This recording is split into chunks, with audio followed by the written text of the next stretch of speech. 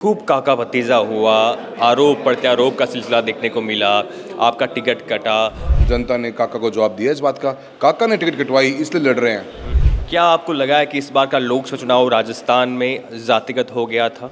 आप वसुंधरा राजे के करीबी माने जाते थे या अब भी हो कि आपको केवल नरेंद्र मोदी की जय बोलने में यही आता है, आपको इसके अलावा कुछ नहीं आता? आप भी हंस रहे थे बगल में बैठे हुए और आपकी हनुमान बेनीवाल की बॉन्डिंग पहले से है। इंसानियत जिंदा है। नेतृत्व चुनते हैं हम लोग, हम लकड़ी नहीं चुना करते। और वो घमंड और अहंकार कहीं ना कहीं लोगों के अंदर जो झलक रहा था, उसको फिर पब्लिक ने बड़ा स्ट्रेट जवाब दिया अपना। एक सर, हनुमान बेनीवाल का मैंने इंटरव्यू किया था और उन्होंने कहा कि कांग्रेस पार्टी की इतनी जो सीटें आई है मेरी वजह से आई है।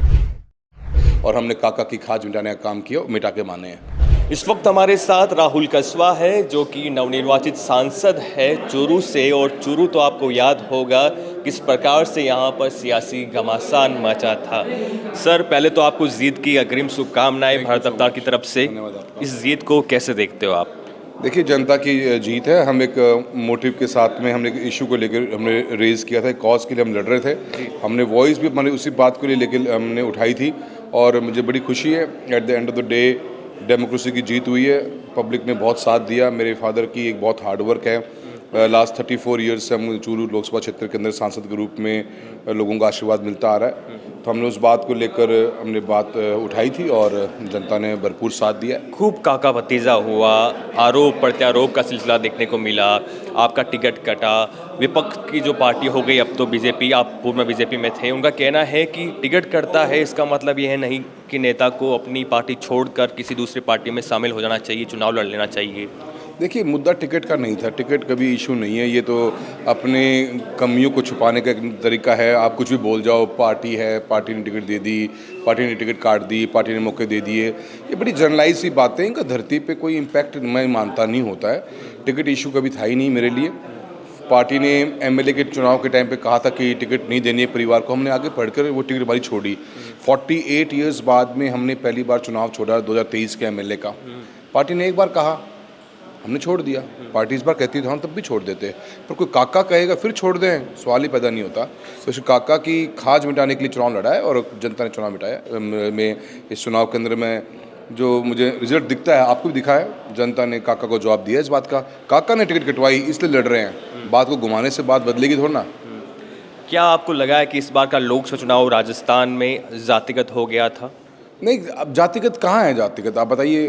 कोई एक अगर आप व्यक्ति अगर अपनी उसकी बात मान लो तो जातिगत नहीं है। और वो कहे कि मेरे पीछे अगर सब चलो, मेरे घुटनों नीचे रहो तो आप बताइए वो जातिवाद नहीं है। और आप आवाज़ उठा दोगे तो जातिवाद हो जाएगा। ये कौन सा लॉजिक हुआ?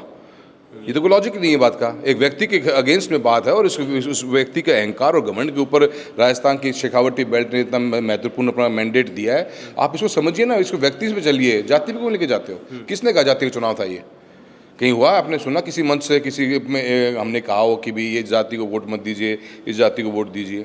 ये एक व्यक्ति विशेष के ऊपर की एक जो उसकी अहंकार था, उस शेखावटी बेल्ट इससे बहुत भली भांति जानता भी है और उसने महसूस भी किया। हमेशा उसके खिलाफ में एक वॉइस थी, उस वॉइस के ऊपर अपन ने आवाज़ उठाई है और जनता ने साथ दिया और पेनिट्रेट हुई है राजस्थान में। ये वॉइस पूरे नॉर्थ और north west part of Rajasthan में, हमारे चूरू से लेकर बाड़मेर तक इसका इम्पैक्ट गया है। तो हम तो इसको कहेंगे कि जातिवाद को क्यों बीच में आप बात लेकर आते हो? कहाँ हुई जाति की बात? आप वसुंधरा राजे के करीबी माने जाते थे या अब भी हो? पार्टी चेंज कर ली लेकिन क्या अभी भी करीबी हो? क्या मैडम ने आपको कॉल किया, बधाई दी? देखिए, बहुत लंबा हमारा एक पार्टी से लगाव रहा है। आसान नहीं होता। 34 ईयर्स बहुत बड़ी बात होती है। मैं आज 7 टर्म इस कॉन्स्टिट्यूंसी को रिप्रेजेंट कर रहा हूँ। मेरे फादर ने 4 टर्म किए, 3 टर्म मैं रहा हूँ। हम उनके साथ रहे हैं, उनकी मैंने हमेशा इज्जत रखी है। मैं उनको हाई रिगार्ड में देखता हूँ। एक विजनरी लीडरशिप मैंने उनकी मानी है। आज हम दूसरी पार्टी में, मैं एक अलग पार्टी में हूँ और मैं मेरी पार्टी के प्रति पूरी वफादारी के साथ में हूँ। मेरे पार्टी के कार्यकर्ताओं ने, नेतृत्व ने बहुत मदद करी है मेरी, बहुत मेहनत अपने चुनाव में करी है। अपना चुनाव मांग के लड़े हैं वो लोग और उसका इम्पैक्ट मेरे इलेक्शन में देखने को मिला भी है। तो मैं आज उनका, मेरे मन में उनके प्रति इज्जत है और हमेशा रहेगी।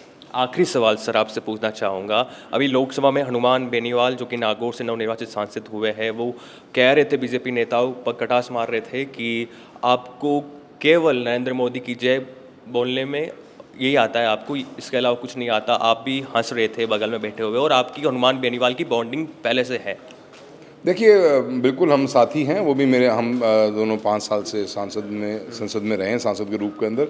और जिस बात के ऊपर वो कह रहे थे अवश्य इसमें बात सही है, क्योंकि बहुत से इश्यूज़ ऐसे हैं जिनके ऊपर पब्लिक ने, पार्टी ने भी संदेश भी देने की कोशिश करी कि हमारी तो लकड़ी भी खड़ी होगी, वो भी चुनाव जीतेगी। तो लकड़ी का अभी टाइम आया नहीं है, देश में इंसानियत जिंदा है, नेतृत्व चुनते हैं हम लोग, हम लकड़ी नहीं चुना करते। और वो घमंड और अहंकार कहीं ना कहीं लोगों के अंदर जो झलक रहा था, उसको फिर पब्लिक ने बड़ा स्ट्रेट जवाब दिया अपना। एक सवाल और पूछ लूँ, यस। अगर आप कहो।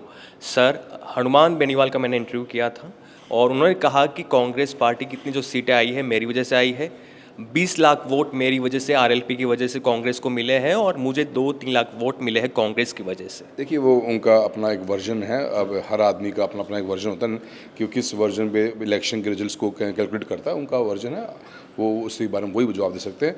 मेरा ये मानना है कि क्षेत्र के अंदर एक अच्छी हमने जो हमारे कॉन्स्टिट्यूंसी के अंदर आवाज़ उठाई, पब्लिक ने हमारा साथ दिया। कैसे देखते हो इस बयान को? देखिए वो किसी पर्सनल व्यक्ति के बयान के ऊपर आप कमेंट करना, ये तो औचित्य नहीं बनता। मेरा टेम्परामेंट उस तरह की पॉलिटिक्स करने का है भी नहीं। वो उन्होंने कहा, आप उनसे इसके बारे में दोबारा पूछ सकते हैं, अगर आपको समझ में नहीं आया हो कि जवाब का मतलब क्या है, क्या आप जवाब सुनना चाहते हो, आप दोबारा पूछिए। मेरा तो ये मानना है कि मेरे लोगों ने मेरा साथ दिया है, मेरे फादर की 30 साल की मेहनत रंग लाई है और हमने काका की खाज मिटाने का काम किया, मिटा के माने हैं। तो ये नए सांसद थे चूरू के, जिन्होंने कहा कि जो काका की खाज है उसे मिटाने का काम किया है जनता ने, चूरू की जनता ने।